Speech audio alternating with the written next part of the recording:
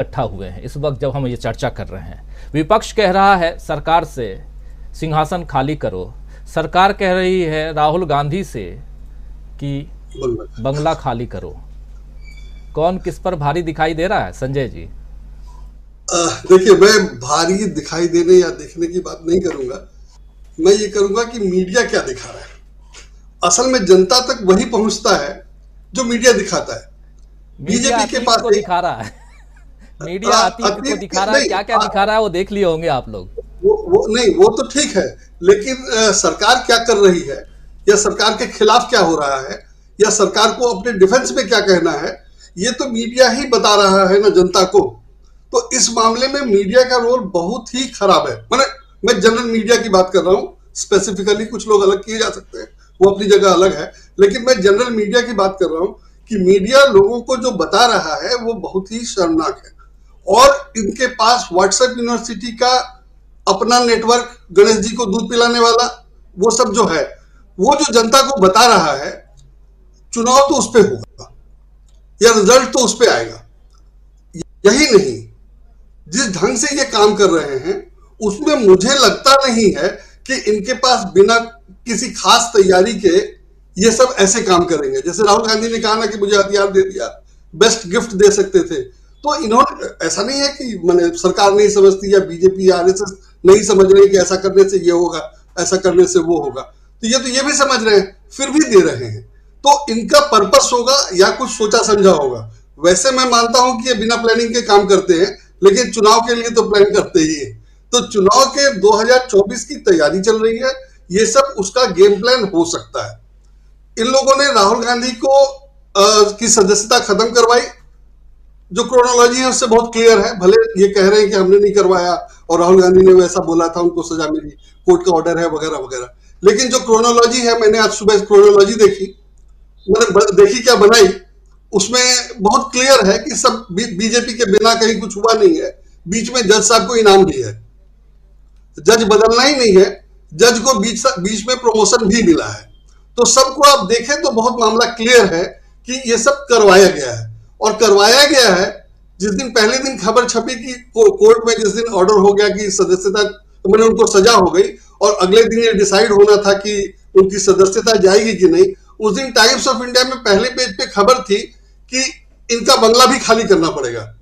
आप आज सोचिए, आज उनको ऑर्डर किया गया और 2 दिन पहले टाइम्स ऑफ इंडिया ने लिख दिया था कि इनको बंगला खाली करना, जबकि अगर सदस्यता जाएगी तो बंगला जाएगा ही।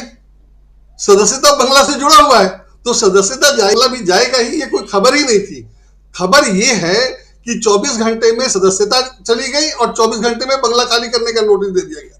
लेकिन टाइम्स ऑफ इंडिया और दूसरे अखबार जो ये चर्चा कर रहे थे कि क्या बंगला खाली करना पड़ेगा, वो ये माहौल बना रहे थे कि बंगला भी खाली करना पड़ेगा। हम आप सब लोग जानते हैं, जैसा भी लोगों ने कहा, कि बंगला खाली करने से राहुल गांधी को फर्क क्या पड़ता है और एक बंगले की वैल्यू क्या है। राहुल गांधी के जो राहुल गांधी ने अपने पूर्वजों से इनहेरिट किया है, उसमें दिल्ली में एक बंगला या लुटियन की दिल्ली में एक घर, कौन सी बड़ी चीज है? मुझे नहीं लगता कि कोई बड़ी, उनके पास नहीं है, ये बड़ी चीज है। हो जाए या वो खरीद ले तो वो कोई बड़ी बात नहीं होगी।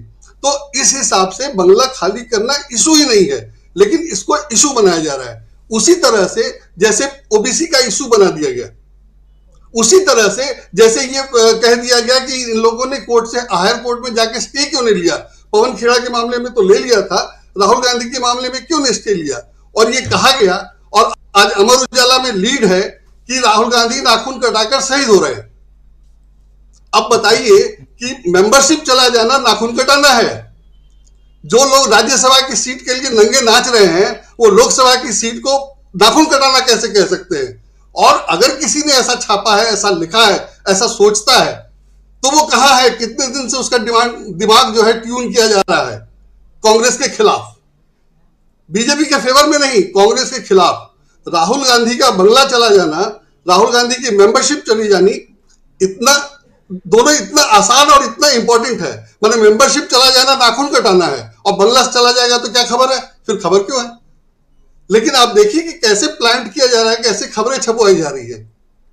आज हिंदुस्तान टाइम्स में लीड क्या है, देखा आपने? अमित शाह ने कहा है कि मुसलमानों का आरक्षण कर्नाटक में 4% इसलिए कम कर दिया गया कि वो संविधान विरोधी था।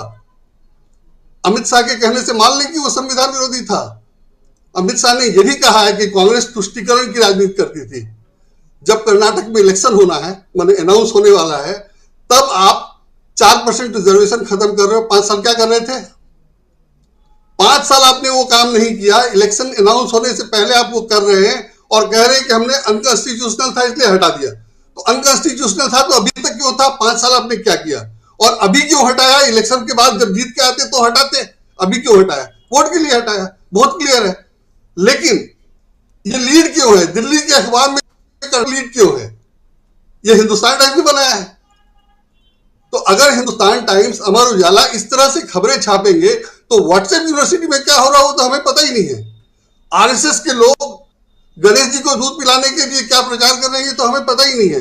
तो हम लोग यहाँ बहस करते रहे, जनता को तो कुछ और बताया जा रहा है। इनकी प्लानिंग कुछ और होगी जो हमें नहीं पता है। जरूरत उसको काउंटर करने की है।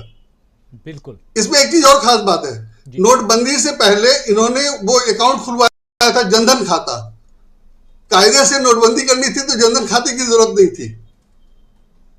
अगर शेल कंपनी से इन्वेस्ट करना था तो शेल कंपनी के खिलाफ अभियान चलाने की जरूरत नहीं थी। शेल कंपनियों के खिलाफ अभियान चला के इन लोगों ने शेल कंपनियों को हाईलाइट कर दिया और फिर शेल कंपनी से अपना पैसा इन्वेस्ट कर रहे हैं। आप समझ रहे हैं ना कि शेल कंपनियों के खिलाफ अभियान चलाया गया और शेल कंपनी से अपना पैसा इन्वेस्ट कर रहे हैं। तो वो साजिश है, रणनीति है या उलझाना है? सबको आपने उलझा दिया। क्रोनोलॉजी जो आप समझा रहे हैं ये वही क्रोनोलॉजी है। बिल्कुल सही आप बिल्कुल बिल्कुल कि बिल्कुल वही क्रोनोलॉजी है। वार करो पहले जिन चीजों पे हमको काम करना आगे जाके। सेल कंपनियां, कई सारे बाहर जो अपने यहाँ की कंपनियां थी या विदेशी जो एजेंसियां यहाँ काम कर रही थी उन सबको यहाँ से बाहर करना। नोटबंदी की बात आप कह ही रहे हैं संजय जी, नोटबंदी करना, लोगों को जनधन खाता खुलवाना, जनधन खाते का क्या हुआ, बहुत कुछ आप याद कीजिए। जब यूपीए सरकार, मनमोहन सिंह की सरकार में आधार कार्ड की बात चल रही थी, उस समय आधार का विरोध करना और आज उसी आधार के साथ सब कुछ करना। तो ये जो चल रहा है, आधार को आप अपने अकाउंट से लिंक कीजिए, आधार को आप अपने पैन कार्ड से लिंक कीजिए, आप आधार को हर जगह आप उससे लिंक करना कंपलसरी हो गया। तो ये बहुत कुछ है और इसी क्रोनोलॉजी को समझने की ज़रूरत है जो यहाँ संजय सिंह जी समझा रहे थे। बहुत कुछ, बहुत इसके विस्तार में जैसे जैसे आगे बढ़ेंगे। संजय जी इसको थोड़ा और आप डिफाइन कीजिएगा आने वाले समय में। ये हमारे दर्शक जो हैं उनके लिए भी बहुत ज़रूरी, बहुत इंपॉर्टेंट बात आप यहाँ कह रहे थे।